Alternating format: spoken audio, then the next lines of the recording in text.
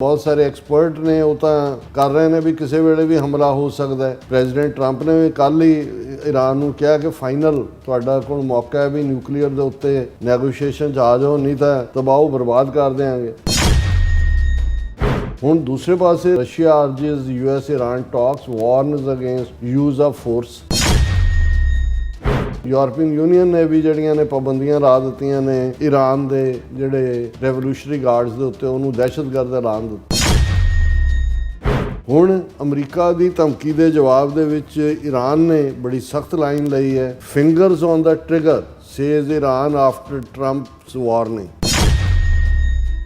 हालांकि जे ईरान दे नाल जंग हो के इस किस्म की तबाही हुंदी है तो प्रेजिडेंट ट्रंप का जिहड़ा इमेज है as a president for peace जिहड़ियां चल रही जंगां ने वो भी हार्म हुंदा है, अमरीकन इंटरस्ट भी हार्म हुंदे ने।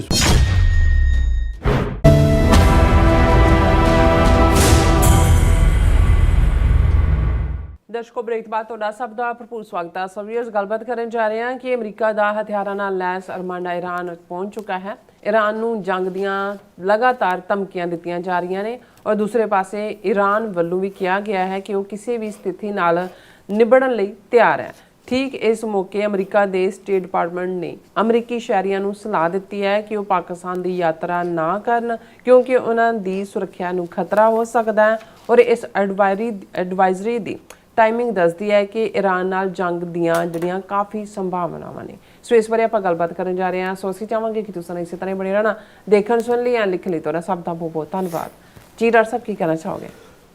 देखो अमेरिका दे एक विसल ब्लोअर राहीं भी या किसी लीक डॉकूमेंट राहीं कुछ साल पहला शायद 9/11 तो एकदम बाद ही ये नीति सामने आई सी कि अमरीका ने 7 मुसलमान मुल्क जिन्हों जोड़ा वो नेस्तो नाबूद करन दा जोड़ा है वो अपना निशाना मिथ्या है, जिन्हों दे विच आलमोस्ट जोड़े 6 ने उन्हों का काम तो हो चुका है। उन्हों दे विच सीरिया भी सी, लेबनान भी सी, सोमालिया भी सी, शायद लीबिया भी सी और यमन भी सी। और ये सारे दे नाल ज़ाहिर है जो इजराइल की नीति चल ही रही है फलस्तीन गजा दे विच, और ईरान भी सी और इराक का काम तो क्योंकि उस पीरीयड दे विच हो ही चुका सी सदाम हुसैन का। ये सारे दे चलते हैं कि हाँ इराक भी क्योंकि सदाम हुसैन दे वेले जूनीयर बुश के वेले ही होया। सो हुण उहदे सिर्फ एक ईरान बचा हुआ है और इस दे विच क्योंकि अमरीका दे विच भी जिहड़ा group make America great again mega या मागा जो भी उन्होंने कहा जाता है, उन्होंने विच भी जिहड़ा एक ग्रुप जिसने इस सारे दे उत्ते फुली सपोर्ट थ्रो की, बेशक चार्ली किर्क सी जां मिस्टर कार्लसन, इन्होंने भी ये महसूस करना शुरू किया कि भी जिहड़ियां नीतियां अमरीका चल रही ने उस दे उत्ते इजराइल बहुत हावी है और ये मेक इजराइल ग्रेट वाल ज़्यादा पार्ट है। और यही कारण है कि भी अज तक चार्ली किर्क की असैसीनेशन नूं लैके भी जिहड़ा कुछ हल्कियां वालों है कि भाई कौन सी इस दे बिहाइंड मोसाद भी हो सकता है क्योंकि उन्होंने इजराइल नूं जिहड़ा वो क्वेश्चन चुक्या और इहदे च कोई शक नहीं है कि भी बहुत सारा जिहड़ी नीति ईरान दे उत्ते, क्योंकि ईरान ने जदों उस तो पहला ओबामा एडमिनिस्ट्रेशन दे वेले न्यूक्लीयर नाल संबंधित UN रिलेटेड यूरोप के मुल्क भी शामिल सी कीती, ईरान ने उन्होंने अबाइड बाई किया, उहदे नाल वो लॉयल रहे ने, कोई उन्होंने उन्होंने वायलेट नहीं किया। लेकिन इहदे बावजूद आने बहाने जिवें 12 रोज़ा जंग इजराइल ने अमरीका के भी B-2 बॉम्बरस और दूसरिਆਂ ਨੂੰ मजबूर किया। वक्री कहानी है कि उन्होंने जिहड़ी डोम सी आयरन डोम वो टुटी, उन्हें जिहड़ियां क्रूज़ मिसल्स ईरान ने फायर कीतियां। इजराइल का इन्ना क नुकसान होया भी इजराइल ने अमरीका नूं कहा भी जंग रोक दो।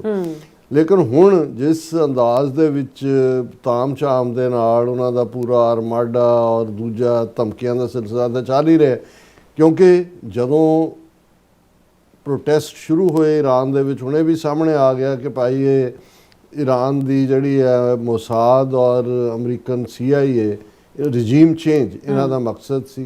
रजीम चेंज दे लई जिहड़ा खास तौर ते प्रोटेस्ट पहला और करंसी ईवन ट्रेजरी नूं जां इकोनॉमी नूं एज ए वैपन किवें इस्तेमाल किया गया, ये ईवन इन्हां दे ट्रेजरी सैकटरी ने ही पिछले दिनों दे विच एक ਇੰਟਰਵਿਊ ਦੇ ਵਿੱਚ ਕਿਹਾ ਕਿ ਵੀ ਅਸੀਂ ਇਹਨੂੰ ਸਟੇਟ ਕਰਾਫਟ ਉਹਨਾਂ ਨੇ ਕਿਹਾ, ਨਟ ਕਿ ਵੀ ਇਹਨੂੰ ਐਜ਼ ਅ ਵੈਪਨ ਅਸੀਂ ਇਸਤੇਮਾਲ ਕੀਤਾ ਇਕਨੋਮੀ। ਬੁਰਾ ਹਾਲ ਹੈ ਈਰਾਨ ਦੀ ਇਕਨੋਮੀ ਦਾ, ਲੋਕਾਂ ਦਾ ਵੀ ਬੁਰਾ ਹਾਲ ਹੈ। ਉਹਨਾਂ ਨੂੰ ਸੀ ਵੀ ਲੋਕ ਬਾਹਰ ਨਿਕਲਣਗੇ, ਰਜੀਮ ਚੇਂਜ ਹੋਏਗੀ, ਪਰ ਗਲਤੀ ਇਹਨਾਂ ਦੀ ਕਿ ਵੀ ਇਹਨਾਂ ਨੇ ਪੀਸਫੁਲੀ ਲੋਕ ਨਿਕਲੇ, ਪ੍ਰੋਟੈਸਟ ਹੋਏ, ਪਰ ਇਹਨਾਂ ਨੇ ਜਿਹੜੇ ਆਲਰੇਡੀ ਆਪਣੇ ਏਜੰਟ ਰਿਕਰੂਟ ਕੀਤੇ ਹੋਏ ਸੀ ਇਜ਼ਰਾਈਲ ਮੋਸਾਦ ਨੇ ਖਾਸ ਤੌਰ ਤੇ, ਉਹਨਾਂ ਰਾਹੀਂ ਵਾਇਲੈਂਸ ਕਰਾਈ। 400-500 ਜਿਹੜਾ ਉਹ ਮਰਿਆ ਵੀ ਉਹਨਾਂ ਦਾ ਰੈਵੋਲੂਸ਼ਨਰੀ ਗਾਰਡ ਸੀ ਜਾਂ ਉਹਨਾਂ ਦੇ ਜੋ ਵੀ, ਪਰ ਉਹਨਾਂ ਨੇ ਵੀ ਇੱਕ ਅੰਦਾਜ਼ੇ ਮੁਤਾਬਕ 7-8 ਹਜ਼ਾਰ ਬੰਦਾ ਜਿਹੜਾ ਹੈ। ਹੁਣ ਇਹਨਾਂ ਦੇ ਜਿਹੜੇ ਉੱਥੇ ਪ੍ਰੋਟੈਸਟ ਜਾਂ ਦੂਜੇ ਕਰ ਰਹੇ ਸੀ ਰਜੀਮ ਚੇਂਜ ਦੇ ਨਾਂ ਥੱਲੇ, ਉਹਨਾਂ ਦੀ ਕਮਿਊਨੀਕੇਸ਼ਨ ਐਲਨ ਮਸਕ ਦੇ ਸਟਾਰ ਲਿੰਕ ਰਾਹੀਂ ਕਰ ਰਹੇ ਸੀ। ਉਹਨੂੰ ਕਾਊਂਟਰ ਕਰਨ ਦੇ ਲਈ ਈਰਾਨ ਵਾਲਿਆਂ ਨੂੰ, ਕਿਉਂਕਿ ਰਸ਼ੀਆ ਵੀ ਈਰਾਨ ਦੀ ਪਿੱਠ ਤੇ ਹੈ, ਚਾਈਨਾ ਵੀ ਹੈ, ਭਾਵੇਂ ਖੁੱਲ੍ਹ ਕੇ ਉਹਨਾਂ ਨੇ ਕੋਈ ਜੰਗ ਦਾ ਹਿੱਸਾ ਨਹੀਂ ਬਣੇ ਜਾਂ ਬਣਨਾ, ਲੇਕਿਨ ਉਹਨਾਂ ਨੇ ਉਹ ਟੈਕਨੋਲੋਜੀ ਜ਼ਰੂਰ ਪ੍ਰੋਵਾਈਡ ਕੀਤੀ ਵੀ ਸਟਾਰ ਲਿੰਕ ਦੇ ਨਾਲ ਕਮਿਊਨੀਕੇਸ਼ਨ ਟੁੱਟ ਗਈ। ਮੋਨੀਟਰ ਉਹਨਾਂ ਨੇ ਕਰ ਲਏ ਵੀ ਕਿਹੜੇ ਲੋਕ ਕਰ ਰਹੇ ਨੇ, ਉਹ ਉਹਨਾਂ ਨੇ ਚੁੱਕ ਵੀ ਲਏ, ਔਰ ਨਤੀਜੇ ਦੇ ਤੌਰ ਦੇ ਉੱਤੇ ਪ੍ਰੋਟੈਸਟ ਜਿਹੜੇ ਮੋਸਾਦ ਇਨੀਸ਼ੀਏਟਡ ਸੀ ਉਹ ਖਤਮ ਹੋ ਗਏ। ਉਸੇ ਪੀਰੀਅਡ 'ਚ ਹੀ ਈਰਾਨ ਨੂੰ ਟਰੰਪ ਨੇ ਵੀ ਇਹ ਦੇਖ ਲਿਆ ਕਿ ਵੀ ਉਹ ਪਾਰਟ ਤਾਂ ਚੱਲਿਆ ਨਹੀਂ ਹੈ, ਉਹਨਾਂ ਨੇ ਵੀ ਕਿਹਾ ਵੀ ਬਿਲਕੁਲ ਐਗਜ਼ੀਕਿਊਟ ਨਾ ਕਰੋ, ਜਾਂ ਜੇ ਕੀਤਾ ਤੇ ਅਸੀਂ ਹਮਲਾ ਕਰ ਦਿਆਂਗੇ ਅਗੇਨ।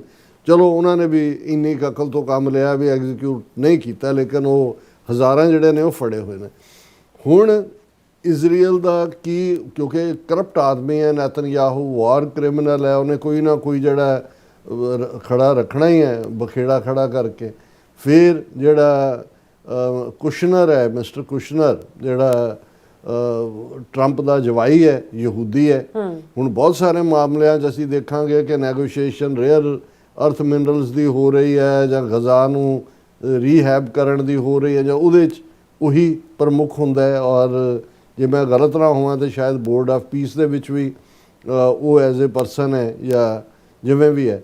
ਹੁਣ ਇਹਨਾਂ ਸਾਰਿਆਂ ਦੇ ਦੌਰ ਦੇ ਚੱਲਦੇ ਆ, ਜਿਸ ਪੂਰੀ ਤਾਕਤ ਦੇ ਨਾਲ ਇਹ ਸੈਕੰਡ ਵਰਲਡ ਵਾਰ ਤੋਂ ਬਾਅਦ ਸ਼ਾਇਦ ਪਹਿਲੀ ਵਾਰ ਮੈਂ ਪੜ੍ਹਿਆ ਕਿ ਵੀ ਜਿਹੜਾ ਉਹਨਾਂ ਦਾ ਆਰਮਾਡਾ, ਕਿਉਂਕਿ ਜਦੋਂ ਸਮੁੰਦਰ ਦੇ ਵਿੱਚ ਵੱਡੇ ਵੱਡੇ ਜਿਹੜੇ ਨੇ ਉਹਨਾਂ ਦੇ ਜਾਂਦੇ ਨੇ, ਉਹਨਾਂ 'ਚ ਹੀ ਜਹਾਜ਼ ਹੁੰਦੇ ਨੇ, ਉਹਨਾਂ 'ਚ ਹੀ ਉੱਥੋਂ ਹੀ ਉੱਡਦੇ ਨੇ, ਉੱਥੇ ਹੀ ਆ ਕੇ ਲੈਂਡ ਕਰਦੇ ਨੇ ਵੱਡੇ ਵੱਡੇ। ਹੁਣ ਈਰਾਨ ਨੇ ਵੀ ਇਸ ਦੇ ਉੱਤੇ, ਹੁਣ ਜਿਹੜੇ ਬਹੁਤ ਸਾਰੇ ਐਕਸਪਰਟ ਨੇ ਉਹ ਤਾਂ ਕਰ ਰਹੇ ਨੇ ਵੀ ਕਿਸੇ ਵੇਲੇ ਵੀ ਹਮਲਾ ਹੋ ਸਕਦਾ ਹੈ। ਪ੍ਰੈਜ਼ੀਡੈਂਟ ਟਰੰਪ ਨੇ ਕੱਲ੍ਹ ਹੀ ਈਰਾਨ ਨੂੰ ਕਿਹਾ ਕਿ ਫਾਈਨਲ ਤੁਹਾਡਾ ਕੋਲ ਮੌਕਾ ਹੈ ਵੀ ਨਿਊਕਲੀਅਰ ਦੇ ਉੱਤੇ ਨੈਗੋਸ਼ੀਏਸ਼ਨ 'ਚ ਆ ਜਾਓ, ਨਹੀਂ ਤਾਂ ਤਬਾਹ ਬਰਬਾਦ ਕਰ ਦਿਆਂਗੇ। ਹੁਣ ਦੂਸਰੇ ਪਾਸੇ ਰਸ਼ੀਆ ਨੇ ਜਿਹੜਾ Russia urges US Iran talks warns against use of force, ਉਹ ਵੀ ਧਮਕੀ ਦੇ ਰਿਹਾ ਵੀ ਫੋਰਸ ਯੂਜ਼ ਨਾ ਕਰੋ, ਹਾਲਾਂਕਿ ਰਸ਼ੀਆ ਨੇ ਕਰਨਾ ਕੁਝ ਨਹੀਂ ਹੈ। ਔਰ ਇਸ ਦੇ ਉੱਤੇ ਈਵਨ ਯੂਰਪੀਅਨ ਯੂਨੀਅਨ, ਹੁਣ ਉਹ ਇੱਕ ਪਾਸੇ ਪ੍ਰੈਜ਼ੀਡੈਂਟ ਟਰੰਪ ਖਫਾ ਨੇ ਯੂਰਪੀਅਨ ਯੂਨੀਅਨ ਤੋਂ, ਪਰ ਉਹ ਵੀ ਆਪਣੀ ਲਾਇਲਟੀ ਦਿਖਾ ਰਹੇ ਨੇ। European Union appears poised to sanction Iran's revolutionary guard over protest crackdown. European Union ਨੇ ਵੀ ਜਿਹੜੀਆਂ ਨੇ ਪਾਬੰਦੀਆਂ ਲਾ ਦਿੱਤੀਆਂ ਨੇ ਈਰਾਨ ਦੇ ਜਿਹੜੇ ਰੈਵੋਲੂਸ਼ਨਰੀ ਗਾਰਡਸ ਦੇ ਉੱਤੇ, ਉਹਨੂੰ ਦਹਿਸ਼ਤਗਰਦ ਐਲਾਨ ਦਿੱਤਾ ਹੈ। ਹੁਣ ਅਮਰੀਕਾ ਦੀ ਧਮਕੀ ਦੇ ਜਵਾਬ ਦੇ ਵਿੱਚ ਈਰਾਨ ਨੇ ਬੜੀ ਸਖਤ ਲਾਈਨ ਲਈ ਹੈ। Fingers on the trigger says Iran after Trump's warning, our brave armed forces are prepared with their fingers on the trigger to immediately and powerfully respond to any aggression against our beloved land, air and sea, Foreign Minister Abbas Araghchi। ਉਹਨੇ ਕਿਹਾ ਜੀ ਅਸੀਂ ਵੀ trigger ਦੇ ਉੱਤੇ ਉਂਗਲ ਰੱਖੀ ਹੋਈ ਹੈ, ਜੇ ਸਾਡੇ ਮੁਲਕ ਦੇ ਉੱਤੇ ਹੋਇਆ ਤੇ ਅਸੀਂ ਹਵਾ, ਪਾਣੀ, ਧਰਤੀ ਸਾਰਿਆਂ ਤੋਂ ਹੀ। ਹੁਣ ਅਮਰੀਕਾ ਦੇ ਇਹਦੇ 'ਚ ਵੀ ਕੋਈ ਸ਼ੱਕ ਨਹੀਂ ਹੈ ਵੀ ਈਰਾਨ ਕੋਈ ਮੁਕਾਬਲਾ ਨਹੀਂ ਹੈ ਉਹਦਾ, ਅਮਰੀਕਾ ਨਾਲ ਕੀ ਮੁਕਾਬਲਾ ਹੈ, ਲੇਕਿਨ ਮਿਡਲ ਈਸਟ, ਪਰਸ਼ੀਅਨ ਗਲਫ ਜਾਂ ਇਹ ਸਾਰੇ ਦੇ ਵਿੱਚ ਜਿੱਥੇ ਜਿੱਥੇ ਅਮਰੀਕਨ ਬੇਸ ਨੇ ਜਾਂ ਦੂਜੇ ਨੇ, even up to Saudi Arabia, ਜੇ ਈਰਾਨ ਨੂੰ ਇਹੀ ਲੱਗਾ ਕਿ ਵੀ ਹੁਣ ਫਾਈਨਲੀ ਮੈਨੂੰ ਡਿਸਟਰੋਏ ਹੀ ਕਰਨਾ ਹੈ, ਤੇ ਉਹ ਜਿਵੇਂ ਉਹ ਉਰਦੂ ਦੇ ਵਿੱਚ ਕਹਿੰਦੇ ਨੇ ਕਿ ਵੀ ਹਮ ਤੋਂ ਡੂਬੇ ਸਨਮ ਤੁਮਕੋ ਵੀ ਲੈ ਡੂਬੇਂਗੇ। ਉਹ ਜਦੋਂ ਕਹਿੰਦੇ ਨਾ ਫਿੰਗਰ ਔਨ ਦਾ ਟ੍ਰਿਗਰ, ਉਹ ਤਾਂ ਲੱਭਦੇ ਨੇ ਸ਼ਹੀਦੀ, ਉਹਨਾਂ ਨੂੰ ਇਹ ਵੀ। ਹੁਣ ਇਸ ਸਾਰੇ ਦੇ ਚੱਲਦੇ ਆ ਕੁਛ ਨੂੰ ਇਹ ਲੱਗਦਾ ਹੈ ਵੀ ਇਹ ਸਿਰਫ, ਹਾਲਾਂਕਿ ਜੇ ਈਰਾਨ ਦੇ ਨਾਲ ਜੰਗ ਹੋ ਕੇ ਇਸ ਕਿਸਮ ਦੀ ਤਬਾਹੀ ਹੁੰਦੀ ਹੈ ਤੇ ਪ੍ਰੈਜ਼ੀਡੈਂਟ ਟਰੰਪ ਦਾ ਜਿਹੜਾ ਇਮੇਜ ਹੈ as a president for piece, ਕਿ ਜਿਹੜੀਆਂ ਚੱਲ ਰਹੀਆਂ ਜੰਗਾਂ ਨੇ ਉਹ ਵੀ ਹਾਰਮ ਹੁੰਦਾ ਹੈ, ਅਮਰੀਕਨ ਇੰਟਰਸਟ ਵੀ ਹਾਰਮ ਹੁੰਦੇ ਨੇ। ਇਸ ਵੇਲੇ ਡੋਮੈਸਟਿਕਲੀ ਵੀ ਕੁਝ ਚੀਜ਼ਾਂ ਚੱਲ ਰਹੀਆਂ, ਜਿਵੇਂ ਮਿਨੇਸੋਟਾ ਦਾ ਇਸ਼ੂ ਹੈ, ਉਸ ਦੇ ਵਿੱਚ ਜਿਹੜੀ ਹੈ ਉਹ ਪਪੂਲੈਰਿਟੀ ਥੱਲੇ ਨੂੰ ਜਾ ਰਹੀ ਹੈ। ਹਾਲਾਂਕਿ ਮੈਨੂੰ ਲੱਗਦਾ ਸੀ ਕਿ ਵੀ ਸ਼ਾਇਦ ਇਹਦੀਆਂ ਇਹ ਐਕਸਪਰਟ ਲੋਡ ਤੋਂ ਜ਼ਿਆਦਾ ਐਕਸਪਰਟੀਜ਼ ਦਿਖਾ ਰਹੇ ਨੇ, ਇਹ ਦਬਕਾ ਜ਼ਿਆਦਾ। ਪਰ ਮੈਂ ਜਦੋਂ ਅੱਜ ਇਹ ਖਬਰ ਦੇਖੀ ਕਿ US urges citizens to reconsider travel to Pakistan side security reasons. ਹਾਲਾਂਕਿ time to time travel advisory state department issue ਕਰਦਾ ਰਹਿੰਦਾ, ਕਦੇ ਲੈਵਲ 1 ਤੇ, ਕਦੇ 2 ਤੇ, ਕਦੇ 3 ਤੇ, ਕਦੇ 4 ਤੇ। ਹੁਣ ਕਿਹੜਾ ਅਮਰੀਕਨ ਪਾਕਿਸਤਾਨ ਚੱਲਿਆ ਸੀ ਇਹਨਾਂ ਮਹੀਨਿਆਂ ਦੇ ਵਿੱਚ ਠੰਡ ਦੇ ਉੱਥੇ ਟਰੈਵਲ ਕਰਨ। ਪਰ ਮੈਨੂੰ ਇਹ ਲੱਗਦਾ ਹੈ ਵੀ ਅਮਰੀਕਾ ਨੂੰ ਜੇ ਉਹਨਾਂ ਨੇ ਫਾਈਨਲ ਈਰਾਨ ਦੇ ਉੱਤੇ ਹਮਲਾ ਕਰਨ ਦਾ, ਉਹਨਾਂ ਨੂੰ ਲੱਗਦਾ ਵੀ ਈਰਾਨ ਤਾਂ ਇਮੀਡੀਏਟ ਕੀ ਕਰੇਗਾ, ਅਮਰੀਕਨਾਂ ਦੇ ਪਾਕਿਸਤਾਨ ਦੇ ਵਿੱਚ ਐਂਗਰ ਪੈਦਾ ਹੋਏਗਾ ਔਰ ਅਮਰੀਕਨਾਂ ਦੇ ਉੱਤੇ ਜਿਹੜਾ ਉਹ ਹਮਲੇ ਹੋ ਸਕਦੇ ਨੇ ਜਾਂ ਉਹਨਾਂ ਦਾ ਨੁਕਸਾਨ ਹੋ ਸਕਦਾ। ਸੋ ਉਹਨਾਂ ਨੇ ਅੱਜ ਯੂਨਾਈਟਿਡ ਸਟੇਟ ਡਿਪਾਰਟਮੈਂਟ ਨੇ has urged its citizens to reconsider travel to Pakistan, citing security concerns including crime, civil unrest, terrorism and the risk of kidnapping। ਇਹ ਕਿ ਵੀ ਇਸ ਦਾ ਹੋ ਸਕਦਾ ਹੈ ਔਰ ਉਹਨਾਂ ਨੇ ਇਸ ਨੂੰ ਜਿਹੜੀ ਅਪਡੇਟਡ ਐਡਵਾਈਜ਼ਰੀ ਦਿੱਤੀ ਹੈ ਲੈਵਲ 3 ਦੇ ਉੱਤੇ, ਉਹਦਾ ਟਾਈਟਲ ਹੀ ਹੈ ਰੀਕਨਸਿਡਰ ਟਰੈਵਲ ਔਰ ਹਾਈ ਰਿਸਕ ਟੂ ਟਰੈਵਲਰਸ ਹੈ। ਔਰ ਉਹਨਾਂ ਨੇ ਕਿਹਾ ਕਿ ਵੀ terrorist attacks may occur without warning and that common targets include transportation hubs, hotels, markets, shopping malls, military and security installations, airports, trains, schools, hospitals, places of worship, tourist locations and government buildings। ਇਹਦਾ ਮਤਲਬ ਇਹ ਹੈ ਕਿ ਮੈਨੂੰ ਇਹ ਲੱਗਦਾ ਹੈ ਕਿ ਵੀ ਇਹ ਜਿਹੜੇ ਜਿਨ੍ਹਾਂ ਦਾ ਖਿਆਲ ਹੈ ਵੀ ਈਰਾਨ ਤੇ ਹਮਲਾ ਹੋਣਾ ਹੀ, ਦੇ ਮੇ ਬੀ ਰਾਈਟ, ਕਿਉਂਕਿ ਇਹ ਜਿਹੜੀ ਟਰੈਵਲ ਐਡਵਾਈਜ਼ਰੀ ਦੀ ਟਾਈਮਿੰਗ ਹੈ ਇਹ ਇਸ ਪਾਸੇ ਵੱਲ ਇਸ਼ਾਰਾ ਕਰਦੀ ਹੈ। ਬਾਕੀ ਇਹ 3 ਲੈਵਲ ਦੀ ਲੈਵਲ 3 ਹੈ, ਲੈਵਲ 4 'ਚ ਤਾਂ ਬਿਲਕੁਲ ਹੀ ਮਨਾ ਕੀਤਾ ਉਹਨਾਂ ਨੇ, ਖਾਸ ਤੌਰ 'ਤੇ ਖੈਬਰ ਪਖਤੂਨਖਵਾ ਔਰ ਦੂਸਰੇ ਚੱਲ ਰਹੇ। ਸੋ ਅਸੀਂ ਅਮਨ ਦੇ ਹਾਮੀ ਹੈ, ਕਿਤੇ ਵੀ ਅਜਾਈਂ ਖੂਨ ਡੋਲਣਾ ਇਹ ਇਨਸਾਨੀਅਤ ਦੇ ਵੀ ਖਿਲਾਫ ਹੈ। ਅਸੀਂ ਹੋਪ ਕਰਦੇ ਹਾਂ ਕਿਉਂਕਿ ਅਮਰੀਕਨ ਇੰਟਰਸਟ ਕੋਈ ਨਹੀਂ ਹੈ ਈਰਾਨ ਦੇ ਨਾਲ ਇਸ ਕਿਸਮ ਦੇ ਟਕਰਾਅ 'ਚੋਂ। ਇਹ ਇਜ਼ਰਾਈਲ ਦੀ ਹੀ ਨੀਤੀ ਭਾਵੇਂ ਉਹ ਵਿੱਚ ਵੜ ਕੇ ਕਰਵਾਉਂਦੇ ਨੇ ਜਾਂ ਉਹਨਾਂ ਦੇ ਇੰਟਰਸਟ ਨੇ। ਔਰ ਈਵਨ ਜਿਹੜੇ ਮੇਕ ਅਮਰੀਕਾ ਗ੍ਰੇਟ ਅਗੇਨ ਵਾਲੇ ਨੇ ਜਿਵੇਂ ਅਸੀਂ ਜਿਨ੍ਹਾਂ ਦਾ ਜ਼ਿਕਰ ਕੀਤਾ ਔਰ ਹੋਰ ਵੀ, ਉਹਨਾਂ ਨੂੰ ਵੀ ਇਹ ਸਮਝ ਆਉਣਾ ਸ਼ੁਰੂ ਹੋ ਰਿਹਾ ਹੈ ਕਿ ਵੀ ਇਹ ਜਿਹੜੀਆਂ ਕੁਛ ਨੀਤੀਆਂ ਫੋਲੋ ਹੋ ਰਹੀਆਂ ਨੇ ਇਹ ਇਜ਼ਰਾਈਲ ਦੇ ਹਿੱਤ 'ਚ ਤਾਂ ਹੋ ਸਕਦੀਆਂ ਨੇ, ਅਮਰੀਕਾ ਦੇ ਹਿੱਤ 'ਚ ਨਹੀਂ ਨੇ। ਬਿਲਕੁਲ ਡਾਕਟਰ ਸਾਹਿਬ, ਤੁਹਾਡਾ ਬਹੁਤ ਬਹੁਤ ਧੰਨਵਾਦ। ਸੋ ਥਲੇ ਬ੍ਰੇਕ ਵਿਊਅਰਸ ਤੁਸੀਂ ਇਸੇ ਤਰ੍ਹਾਂ ਬੜੇ ਰਹਿਣਾ, ਮਿਲਦੇ ਹਾਂ ਛੋਟੇ ਜਿਹੇ ਬ੍ਰੇਕ ਤੋਂ ਬਾਅਦ।